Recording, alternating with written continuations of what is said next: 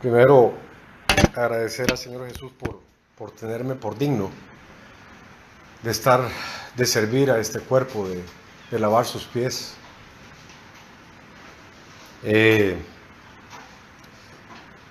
Otra cosa interesante, yo traía en mi corazón, porque me encantó la intervención de hermano Paolo hoy por la mañana, y traía en mi corazón de que él orase por mí.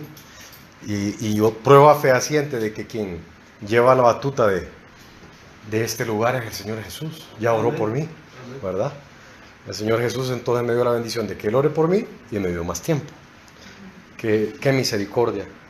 Lo otro, antes de empezar, entonces agradecer al Señor Jesús, porque como Él lleva el timonel y Él le ha puesto en el corazón al pastor, que alguien que no merece como yo, darle la oportunidad de predicar. Gracias, Señor Jesús. Gracias, pastor. Gracias. Cuando yo vine aquí, vine sin ganas de vivir. Algún día voy a adentrar en eso, para la gloria de Cristo, de decir todo lo que me avergüenza acá, para la gloria de Jesús. Vine sin ganas de vivir, vine con ganas de morirme bebiendo, y ahora tengo ganas de vivir. Amén. Tengo ganas de vivir. Esa es la vida en abundancia que Él prometió. No, fíjense que no tiene nada que ver el dinero, o el bienestar, o la salud. Tiene que ver esto. Amén. Tiene que ver lo que está bien adentro, algo que el diablo no nos puede quitar, hermanos. Amén. Bendito el Señor Jesús. Entrando en materia, el mundo está en llamas. Honduras está en llamas. Gobierno, no solamente el gobierno es corrupto. No le echemos la culpa de todo al gobierno.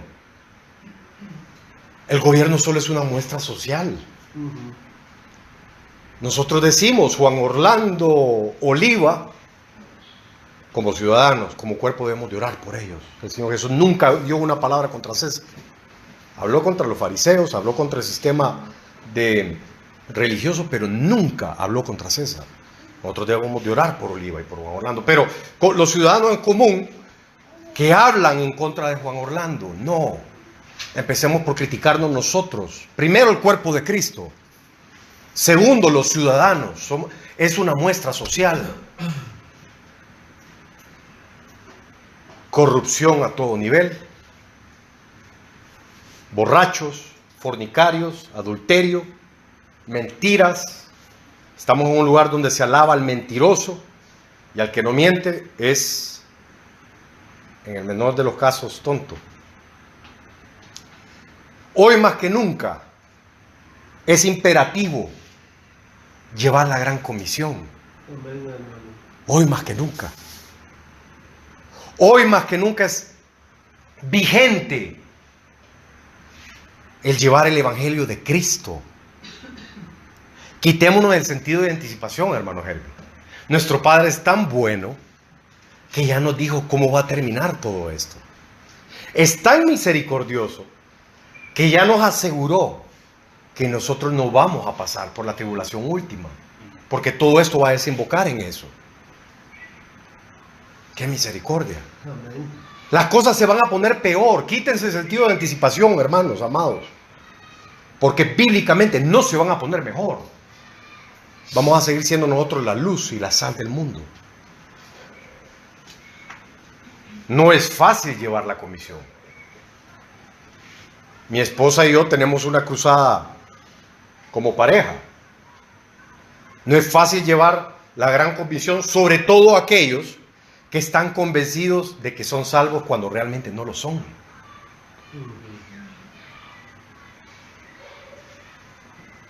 Tuvimos, el pastor lo mencionaba, uno de estos miércoles preciosos. Tuvimos reunión de oración y los hermanos estábamos platicando, estamos leyendo y estamos aprendiendo. La iglesia nos entrena, qué precioso, de cómo acercarnos al no creyente. Y hubieron varias opiniones, ¿se acuerda, hermano Martín? Varias opiniones. Tu madre dio una buena opinión, la del hermano, la de tu esposa, la de mi esposa, que inclusive iba contrario a lo que yo pensaba, pero son buenas ideas.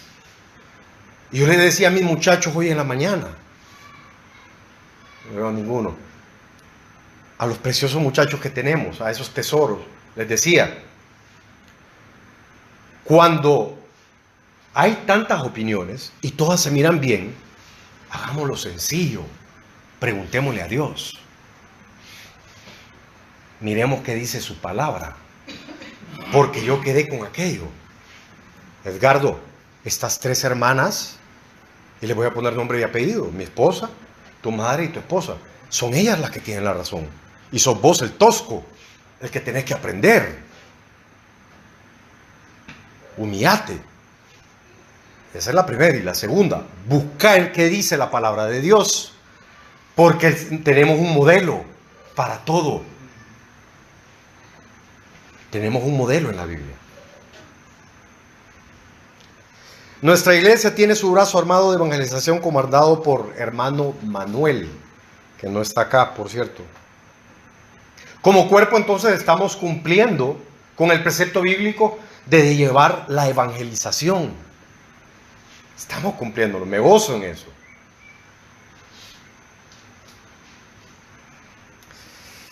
Como decía nuestro pastor, nuestros líderes se han preocupado por enfatizar cómo acercarnos. Yo quería complementar, no contrariar, complementar ese entrenamiento con un par de puntos bíblicos. Que no se nos olvide, a mí me atrajo y me sedujo de la iglesia, porque vengo de una iglesia pentecostal que decía bautista. Yo había leído, los bautistas son un poquito menos liberales y son más bíblicos. Hacia afuera está bien que nos llamemos bautistas, pero aquí adentro, antes que ser bautistas o antes que ser religiosos, somos bíblicos. Amén. Eso le decía a uno de mis muchachos hoy. Cuando tú escuches que yo estoy diciendo algo que no te parece y que no va de acuerdo a la escritura, párame y llámame la atención. Entonces quiero complementar. Primero, quiero recordar algunas bases en las que todos como cuerpo debemos de estar de acuerdo. Debemos de estar en el mismo espíritu, hermano Selvin. Primero, la gran comisión nos aplica a todos, no solo a nivel corporativo o como iglesia, sino de manera individual, como cristianos que somos. Me encanta el ejemplo de Felipe. Yo no dudo que Felipe, hermano Javier, él fuese a predicar, la Biblia no lo dice, pero no dudo que él predicaba en Jerusalén cuando era diácono, junto con el cuerpo. Cuando muere Esteban, la iglesia es forzada a esparcirse y encontramos un Felipe solo predicándole al etíope. Luego lo encontramos, comandado por el Espíritu Santo, llevando las buenas nuevas a Samaria. ¿Qué ejemplo nos da ese? Es también deber individual, no solo corporativo o a nivel de iglesia. Quiero recordarme eso a mí y a todos los preciosos hermanos, que cumplamos el precepto. Número 2, cuando llevábamos las buenas nuevas, lo importante es el mensaje. Nosotros no somos importantes. Y les voy a sacar la Biblia con eso. Para fines de tiempo, me van a disculpar, van a tener que confiar en mí que lo que tengo aquí es la Biblia, porque para fines de tiempo lo voy a tener que leer yo, si no, no me va a ajustar el tiempo. Les pido 1000 disculpas. Segunda de Corintios 4:7. Pero tenemos este tesoro en vasos de barro, para que la excelencia del poder sea de Dios y no de nosotros. Vaso de barro. Lo excepcional que está es lo que está dentro del vaso de barro. Amén. Amén. Es bíblico. Lucas 17:10. Así también vosotros, cuando hayáis hecho todo lo que os ha sido ordenado, decid: siervos inútiles somos, pues lo que debíamos hacer, hicimos. ¿Qué nos enseña el Señor Jesús a través de su palabra? Que nosotros no somos indispensables. ¿Sabe quién aprendió esto? La iglesia primitiva. Con razón se bañaron de sangre. Porque ellos, cuando se comparaban contra Cristo o contra el Evangelio, su vida perdía valor. Y lo que realmente tenía valor era Cristo y su evangelio. Lo indispensable es eso. Nosotros somos sustituibles. Dice que cuando empezaron a ser perseguidos, ellos se gozaron. Porque el valor intrínseco en nosotros es Cristo. Y sin Cristo, yo no tengo valor. Número 3, cosa que tenemos que estar de acuerdo, recomendación importantísima. Dejemos de preocuparnos por cuál es el resultado de la evangelización. Cuando Edgardo se preocupa, o hermano Kevin, que es un buen representante del campo de misiones, dado que no está hermano Abel. Cuando Kevin se preocupa de cuál es el resultado de la evangelización, se está tomando un atributo que no es de él. Porque el trabajo de él es solo llevar el mensaje. Amén. Quien convence el corazón del pecador, quien ara el corazón del pecador, es el Espíritu Santo. Es una labor de Dios. Nosotros solo llevamos el mensaje. Él hace toda la labor de salvación en el no creyente. Juan 16, del verso 7 al 11. Pero yo os digo la verdad, os conviene que yo me vaya, porque si yo no me fuera, el Consolador no vendría a vosotros. Mas si me fuere, os lo enviaré. Y cuando Él venga, convencerá al mundo de pecado, de justicia y de juicio. De pecado por cuanto no creen en mí, de justicia por cuanto voy al Padre, y no me veréis más. Y de juicio por cuanto el príncipe de este mundo ha sido ya juzgado. Importantísimo en estos versos, convencerá al mundo. Es el Espíritu Santo. Yo puedo hacer micos y pericos para llevar el evangelio, pero si el Espíritu Santo no está de por medio, no estamos haciendo nada. Y otra cosa en que quiero hacer énfasis, la labor completa del Espíritu Santo en la labor de salvación es completo. El Señor Jesús es explícito, nos explica cada uno de estos conceptos. Nos dice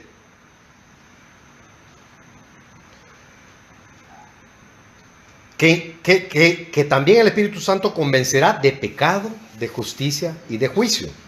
Les recomiendo que lean ese verso de Juan 16, 7 al 11 y vean que lo que está diciendo el Señor Jesús es una labor completa. Nosotros somos el vehículo, Él es. Su evangelio es lo precioso. Número 4. Es de alta prioridad que al evangelizar, hacer ver el estado perdido en que se encuentra el no creyente. Todos los no creyentes, si usted se los pregunta, ellos creen que son buenos. Ellos creen que están bien. La mayoría de los inconversos. ¿Por qué? Porque se comparan con los estándares del mundo. Se comparan con los estándares de nuestra cultura. El diablo no le conviene al diablo que se comparen con los estándares de un Dios santo, santo, santo.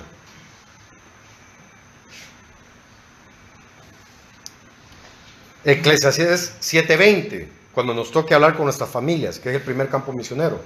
Ciertamente no hay hombre justo en la tierra que haga el bien y nunca peque.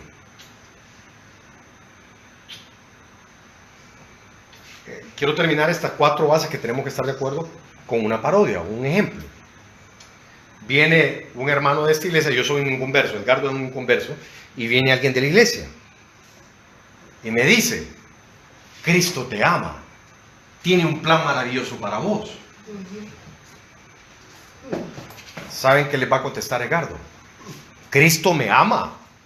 Qué bien, porque yo me amo también. Y tiene un plan maravilloso para mí. Perfecto, porque yo también tengo un plan maravilloso para mí. Ese no es el evangelismo bíblico, como estamos por verlo.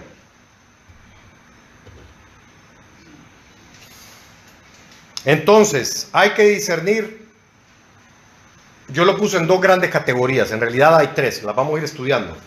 Pero hay varias categorías de no creyentes. En la primera categoría, aquel creyente en quien el Espíritu Santo ya ha arado su corazón y lo ha convencido de su pecado. Entonces, perdón, el no creyente. Aquel no creyente que el Espíritu Santo ya ha hecho el trabajo en él.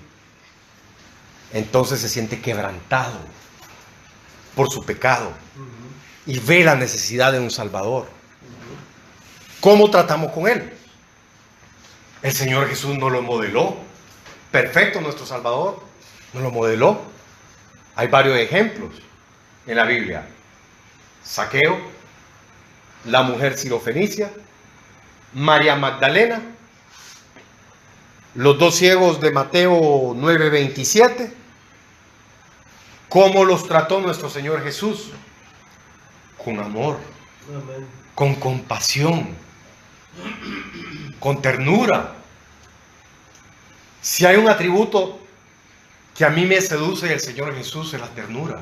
Dice Pablo, os ruego por la ternura de Cristo. Si a mí, que me ha perdonado todo lo que me ha perdonado, Él ha sido tierno conmigo, ¿cómo no voy a ser tierno primero con su cuerpo? ¿Cómo no voy a ser tierno con aquel no creyente quebrantado? Amor, compasión y ternura. Ese es el primer tipo. Viene un segundo tipo. Un segundo tipo de no creyente. Aquellos que están llenos de su propia justicia, que nos contestan, pero yo fui bautizado a los 2 años. Yo levanté mi mano cuando tenía 12 años. Soy salvo. Yo cumplo los mandamientos de Dios. Este tipo de inconverso llega a ser cínico e hipócrita a veces. Raya en eso. ¿Cómo actuó nuestro Señor con este segundo tipo de inconverso? Esa es la pregunta. En Marcos 10:17, ¿cómo es el Señor Jesús? Mire, hermano Pablo, cuando usted lo dijo, me hizo el corazón así, güey. ¿Cómo es el Señor Jesús? Él tiene que ver en todo. En Marcos 10:17, un joven líder de la sinagoga corrió hacia Jesús, se arrodilló ante él y le preguntó, maestro bueno, ¿qué haré para heredar la vida eterna? Fíjense qué interesante. Pensemos en esto. Primero, buscó la fuente adecuada este joven. Segundo, hizo la pregunta adecuada. ¿Cómo soy salvo? Y tercero, sentía cierta necesidad. Hasta ahí todo va bien.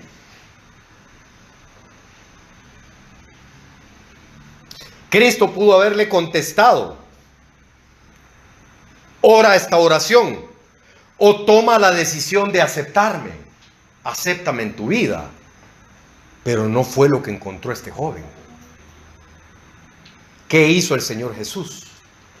Lo confrontó con el pecado que él tenía escondido. Porque ¿qué hizo este joven? ¿Qué es lo primero que hace si leemos todo el párrafo?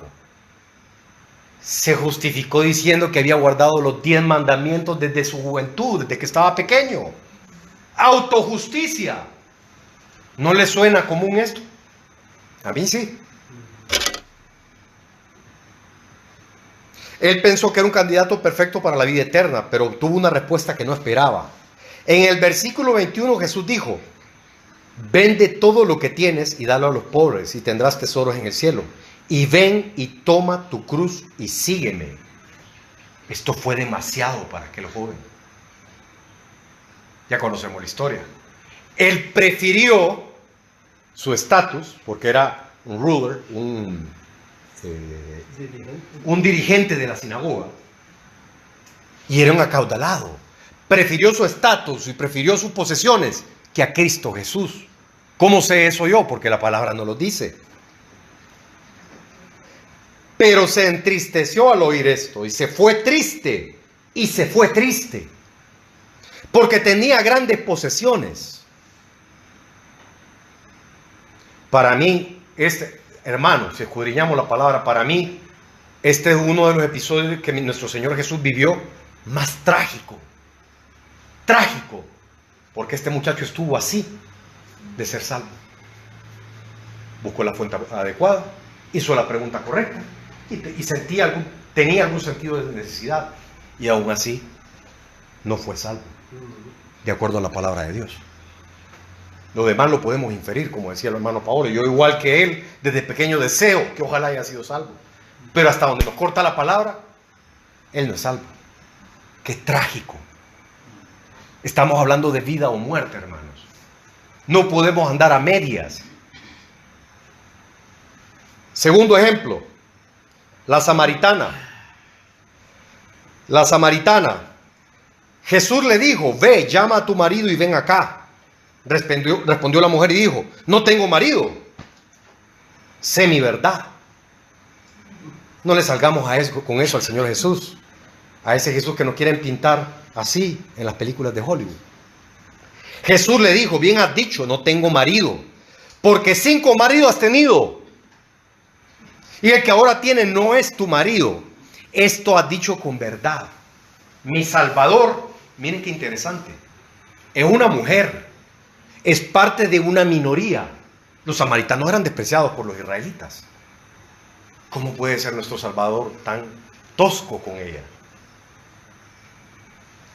Nuestro Salvador nos modela que antes de hablar de salvación necesitan confrontar el pecado.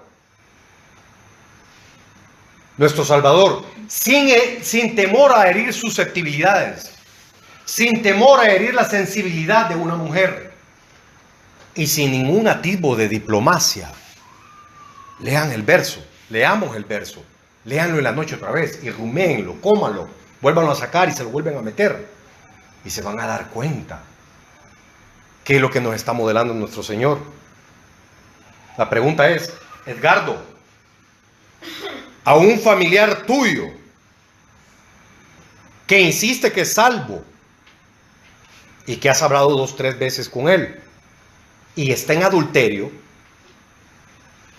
¿tenés el valor de tu Salvador de confrontarlo con su pecado? Esa es la pregunta. O no quiero quedar mal. Es más importante para mí cómo me siento yo y que no echarme a mi familia encima. Ese es el segundo ejemplo. Al final, hermano Paolo, la palabra es explícita. En esta mujer sí rindió frutos este estilo de predicación de nuestro Señor. ¿Por qué? Se convirtió en la primera misionera. Ella fue a gritar a la ciudad quién era Jesús el Cristo. Si le pasó a nuestro maestro, ¿qué entendemos de estos 2 primeros ejemplos? Si le pasó a nuestro maestro, va a haber gente que no va a responder al llamado. Pero va a haber otra gente que no solo va a responder, sino que los vamos a hacer discípulos. Y más allá de eso, hasta misioneros. Eso es lo que nos dicen estos 2 ejemplos. Les ruego que volteen a estos versos, Paulita, cuando vayan a la iglesia, a su casa. Voltéenlos a ver y vuélvanlos a leer. Y número 3, nos encanta criticarlos. Yo soy el primero de ellos. Pero ojo, que Dios me ponga el temor de Él, de no convertirme en uno de ellos. ¿De quiénes creen que voy a hablar ahorita? ¿Quién me dice? Nuestros personajes favoritos de la Biblia que nos gusta echar. Fariseos, amén, hermano, gracias. Miren qué importante. Hollywood nos ha querido presentar que nuestro Señor Jesús era una víctima de los fariseos y que los fariseos eran victimarios de Él. Si eso es cierto, yo tengo que sentir lástima por mi Salvador. Tengo que sentir lástima por mi Dios. Pero eso no es bíblico. Eso no puede estar más alejado de la verdad. Por lo general, las interacciones de Jesús con los fariseos, saduceos, escribas y sacerdotes estaban marcadas por la aspereza, no por la ternura, como con Zaqueo, o con María Magdalena, o la mujer sirofenicia, o los 2 ciegos. Era áspero. Él los reprendió públicamente y a sus caras. Sus propios discípulos le dijeron al Señor Jesús: dura es esta palabra, ¿quién la puede escuchar? En otras palabras, sus discípulos le están diciendo: ¿querés adeptos? ¿Querés discípulos? Deja de hablar así, Señor. Es bíblico, búsquenlo en la Biblia. Porque eran duras sus palabras. Si estudiamos la palabra, hermanos, nos damos cuenta que Cristo deliberadamente atacó primero a los fariseos, antes de que ellos lo atacaran a él. No estoy seguro cronológicamente hablando, pero el primer encuentro que la Biblia nos retrata del Señor Jesús con un fariseo es con Nicodemo. Ese es el primer encuentro. Si estudiamos, por falta de tiempo no voy a ahondar en eso, Nicodemo llega diplomáticamente donde él, le empieza a hacer unas preguntas, y el Señor Jesús le sale: necesitas nacer de nuevo, necesitas empezar otra vez. Se lo resumo, lo que le dijo el Señor Jesús: vos, Nicodemo, crees que estás en el lugar de Moisés en el desierto, cuando en realidad estás en el lugar de los israelitas que fueron picados. Necesitas ser redimido. Esa es la primera interacción con... Hasta ahorita los fariseos no han hecho nada para provocar al Señor Jesús. Fue Él el que comenzó el combate que al final lo terminó llevando a la cruz, hermanos. Estudiemos la palabra. Cuando sanó un hombre con una mano seca en una sinagoga donde había ido a enseñar, Lucas dice claramente: los escribas y los fariseos lo observaban de cerca para ver si sanaban en el sábado, para encontrar una razón para acusarlo. Pero Cristo sabía lo que ellos estaban pensando. Pongámonos a pensar en algo, hermanos. ¿Por qué el Señor Jesús, la reacción del Señor Jesús es: Él sabe lo que están pensando? Él sabe que lo que está por hacer va a causar fricción. ¿Y qué hace? Llama al enfermo y lo pone en medio. Lean la palabra. A vista de todos. Preguntémonos: ¿por qué el Señor Jesús no agarró aparte a los fariseos y les dijo: miren, acéptenme como su Salvador, ustedes están equivocados? ¿Por qué el Señor Jesús, en vez de ser un constructor de puentes, casi parece que está poniendo una pared? ¿Por qué fue tan duro? Él sabía lo que estaba pensando y le dijo al hombre de la mano seca: levántate y ven. Jesús hizo deliberadamente algo que sabía que causaría fricción, sabiendo que los fariseos se sentirían profundamente ofendidos si sanaba a este hombre en el día de reposo. ¿Qué esperaba lograr nuestro maestro haciendo esto?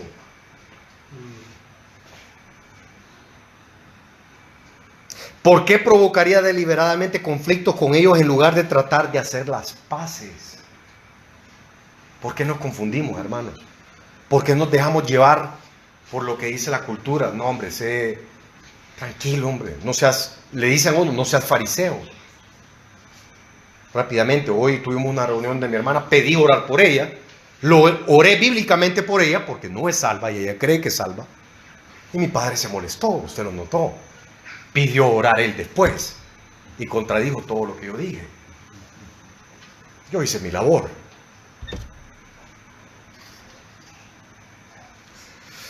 Por último,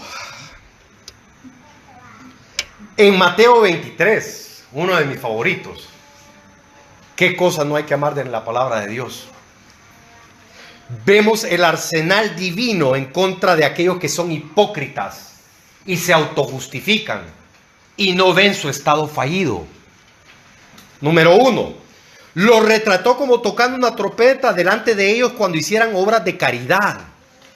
Yo no encuentro en la literatura bíblica, ni de Flavio Josefo o de otros historiadores, donde diga que alguien tocaba trompetas antes de ir a hacer caridad. ¿Saben qué está haciendo el Señor Jesús? Está siendo sarcástico. Estudien el verso. Jesús está pintando una colorida imagen verbal, en realidad haciendo una parodia cómica de la extravagancia espiritual de los fariseos. Con razón, pongámonos en el lugar de los discípulos, con razón le dijeron: es demasiado dura tu palabra, Señor.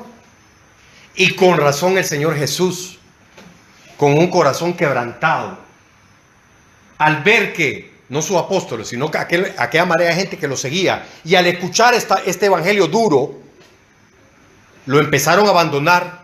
Con razón el Señor Jesús, quebrantado, me lo imagino, voltea a ver a sus discípulos y les dice: ¿quieren irse vosotros también? ¿Ustedes se quieren ir también?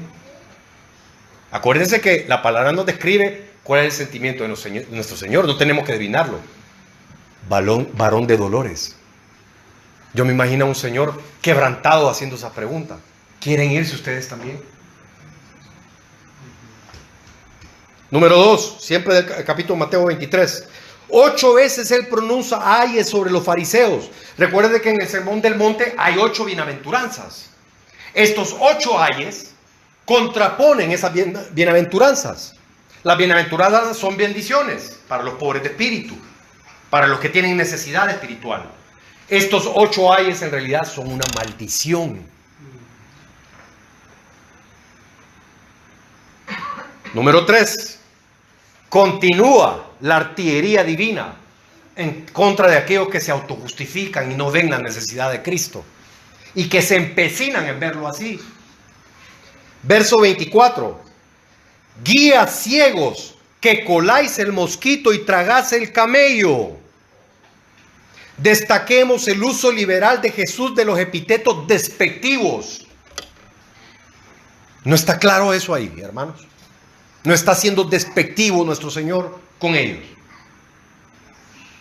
Para aquellos que les resulta duro imaginarse un Salvador, un Señor, un Dios del universo, casi llegando al insulto, tienen que arrancar esta hoja de la palabra.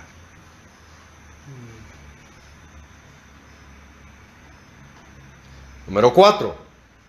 Además de las 8 veces que Jesús llamó enfáticamente hipócritas, Él los llama guías ciegos, versos 6 y 24, tontos y ciegos, versos 17 y 19, fariseos ciegos, versos 26, y la cereza sobre el pastel, serpientes, generación de víboras.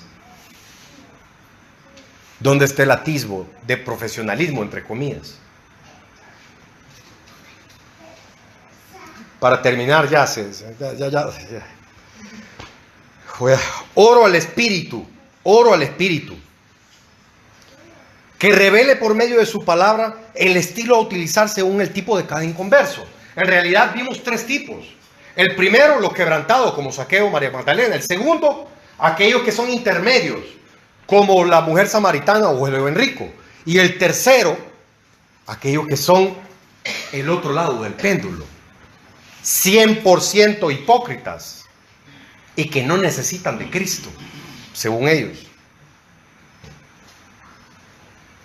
Resumiendo, hermanos, aquí les resumo ya.